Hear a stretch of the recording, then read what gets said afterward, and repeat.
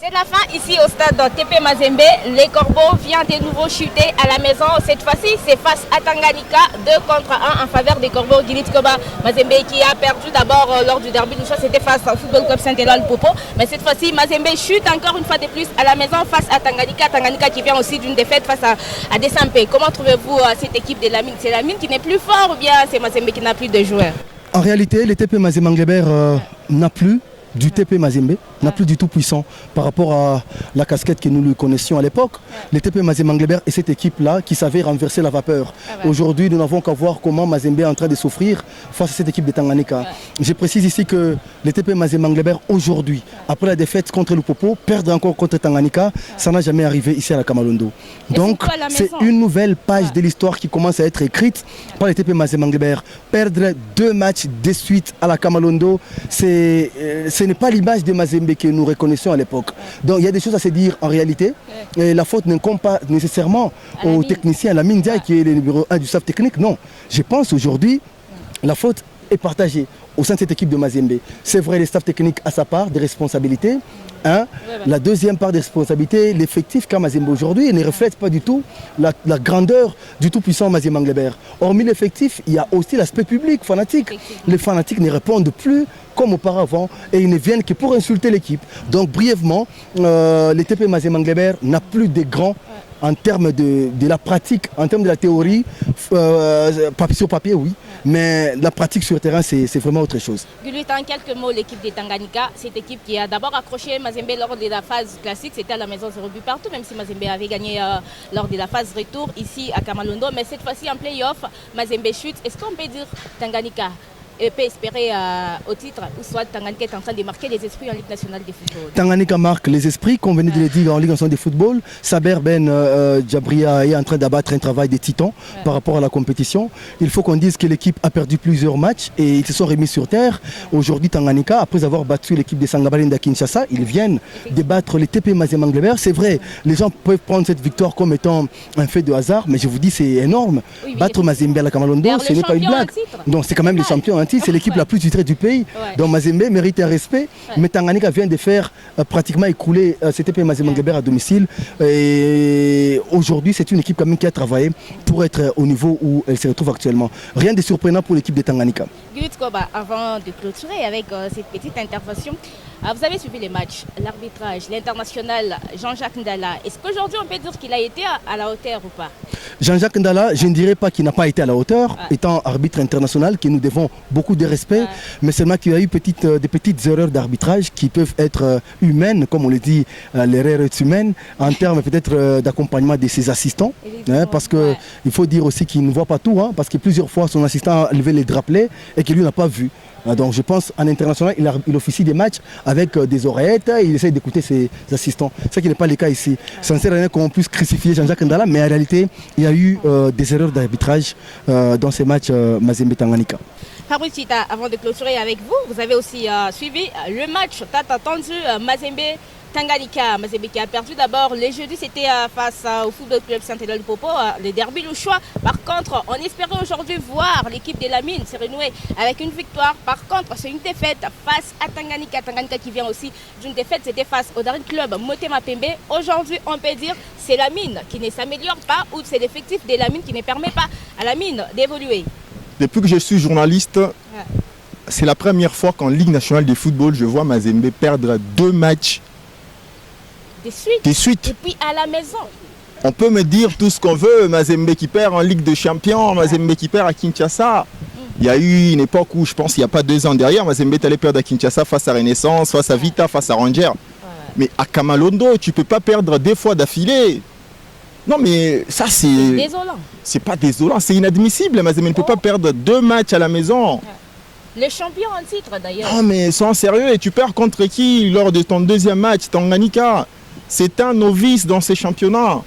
C'est une équipe qui découvre la phase des playoffs. Tanganyika n'a jamais joué cette phase des playoffs. Mais le TP perd contre cette équipe. Est-ce que le TP n'a pas négligé l'adversaire? Non, Mazembe n'a pas négligé l'adversaire. Il suffit de voir le contenu du match pour te rendre compte que Mazembe, comme face à Lupopo, a une nouvelle fois péché par la maladresse de ses attaquants. Les occasions, il y en a eu. Il ne faut pas me dire que ce n'était pas un match fermé. Oscar Kabwitana a eu des occasions, il en a raté. Gloire Moudjaya en a raté. Dieu Béni Nongala en a raté. Donc on se pose la question finalement sur le travail devant les buts dans ces clubs. Est-ce qu'il s'est fait ou pas? Parce que tu peux quand même pas jouer 2 matchs où tu as un nombre incalculable d'occasions et que tu les rates. Donc c'est des choses sur lesquelles les clubs doivent devoir travailler et s'améliorer s'il veut vraiment remporter cet Illico Cash Ligue 1. Est-ce que Mazembe peut encore espérer remporter le championnat? Oui, c'est encore, je pense, la 6e journée de cette phase des play-offs. Il reste encore beaucoup de matchs devant. Donc je pense que les Corbeaux peuvent toutefois se ressaisir à condition qu'il y ait une certaine amélioration. Tout d'abord, je dois remercier mes joueurs. Vraiment, c'est eux, pour une discipline tactique qu'ils ont fait. C'était formidable. Ils ont bien fait leur travail. C'est pour le mérite, c'est pour eux. Vous savez, à chaque fois on dit c'est les coachs et tout ça. Non, ce match-là, je leur dédie à eux leur victoire. Vraiment au top de ce que j'ai demandé. Coach, est-ce que cet après-midi, c'était une stratégie de laisser la balle totalement à l'adversaire? Pourtant, vous êtes connu comme une équipe joueuse. Exactement, parce que vous avez vu en première mi-temps, on a essayé de jouer, on a vu qu'il a changé sa stratégie, donc on a laissé, on a dit on va jouer un peu les contres, on a essayé de changer notre style de jeu, parce que maintenant tout le monde connaît le jeu de Tanganyika, donc il prévoit tout ça avec le visionnage, donc on a essayé d'alterner le jeu court et jeu long. Donc ça a marché, le principal c'est la victoire. C'est vrai, il n'y avait pas beaucoup de jeux, c'est pas de notre habitude. On a joué, on a perdu. Maintenant on n'a pas joué, on a gagné. Donc je préfère gagner que de perdre. Nous sommes toujours au stade de TP Mazembe de la Kamalondo. Le premier match s'est joué à 13h entre les Salesiens de Don Bosco et les Darn Club Motema Pembe. 2-1 en faveur de Don Bosco. Fabrice Chita, vous avez suivi ces matchs de près. Comment trouvez-vous l'équipe qui dirige Pamphile Miayo? Non, c'est une équipe qui s'est améliorée dans plusieurs secteurs de jeu. Vous allez vous rendre compte qu'après la défaite contre la formation de Magné Magnon, Pamphile Miayo a complètement métamorphosé son schéma tactique et est passé du 4-3-3 au 4-4-2. Tout le match qu'il a gagné, il a joué avec 2 avant-centres. Soit c'était Pouloulou ainsi qu'Eli Fumpoe, soit c'était Eli Fumpoe comme c'était aujourd'hui avec Mbala. Donc le coach a compris qu'il faut s'appuyer sur 2 avant-centres et pour l'instant son schéma tactique pour l'instant est en train de le réussir.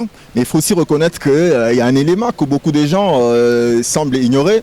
Ce que Pamphile Miayo a battu pour l'instant, on va dire dans les 4 victoires, il y a 3 équipes de Kinshasa. Ça c'est pas rien dans un championnat comme le nôtre, dans la phase des playoffs, tu bats Ranger, tu bats Aigle du Congo, tu bats les d'un club Motema Pembe. Ce que Pamphile Miayo, pour l'instant, il a fait ce que n'importe qui ne l'a pas encore fait. Parce que Mazembe n'a pas battu un club quinois. Le Popo a été battu par Magné Magnon. Donc, on va dire que Pamphile Miayo est sur la bonne voie. Et il va falloir maintenant savoir si ça va s'inscrire sur la longue durée. Merci Fabrice Chita. Depuis le stade TP Mazembe, l'équipe des Dream Team vous a servi grâce à la réalisation de Marcel Yave. On se fixe au rendez-vous prochainement, pas seulement au stade TP Mazembe, on sera même au stade Kibasa Maliba. On rappelle que le Corbeaux de Mazembe ont été battus à domicile par la formation des Tanganyika 2-1. Puis les Salesiens de Don Bosco ont battu les Darn Club Motema Pembe sur le score de 2-1. Accent.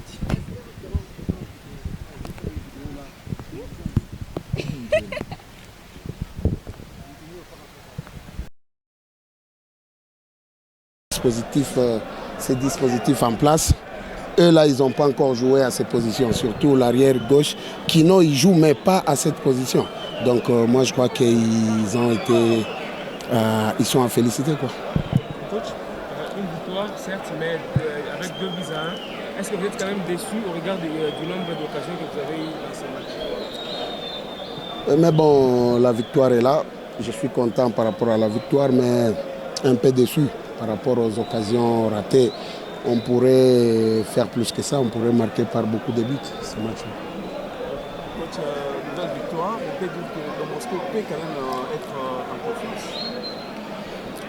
Ouais, petit à petit, on est en train de prendre confiance. Et tout en essayant aussi de donner confiance aux différents joueurs. C'est comme aujourd'hui, vous avez vu, il y a des nouvelles têtes qui ont été sur le terrain. Mais bon, on y va mollo et après, on se dira bravo à la fin de la saison si on arrivait à bien se positionner dans ce championnat. Merci beaucoup.